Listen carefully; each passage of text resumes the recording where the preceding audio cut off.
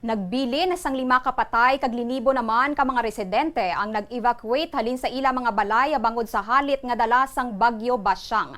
Tuman kadako naman ang epekto sang bagyo sa mga pamilya sa syudad sang Cagayan de Oro, kung sa diin isa ka landslide sa barangay Agusan ang nagpatay sa 4 ka miyembro sang pamilya. Dala na diri ang mag-asawa kag 2 nila ka mga kabataan. Sa Iligan City, Lanao del Norte, isa ka radio broadcaster ang napatay bangod sa carjack arrest matapos ginsulob sang tubig baha ang iya apartment. Gindeklarar man nga state of calamity sa amo nga syudad agod magamit ang calamity fund para sa relief operations kag makaayo ang naguba ang mga pasilidad kasunod sang malapad nga pagbaha, landslide kag halit sa infrastruktura. Suno kay Juni Castillo, spokesperson sang Office of the Civil Defense, madamo sa mga probinsya ang sa karon wala sang supply sang kuryente kag ang iban napilitan na lang nga mag-evacuate. Sa Misamis Oriental, masobra 32,700 ka mga tawo ang nag-evacuate samtang sa Camiguin naman masobra 2,100 ka mga tawo ang naghalalin sa ila mga balay.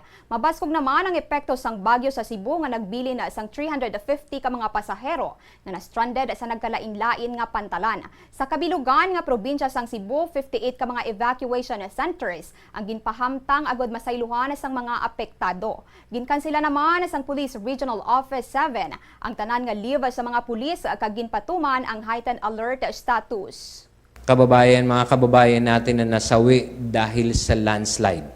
Ang bahay daw po nito ay malapit sa may quarry area.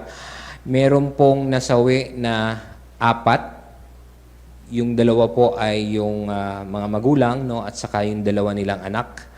So ito naman po ay mula sa Barangay Agusan sa Cagayan de Oro City. Yung affected population po sa Region 10, ang ulat na po na meron tayo, umaabot na ito ng 30,969 na mga kababayan natin ang apektado. Ito po ay 9,354 na mga pamilya.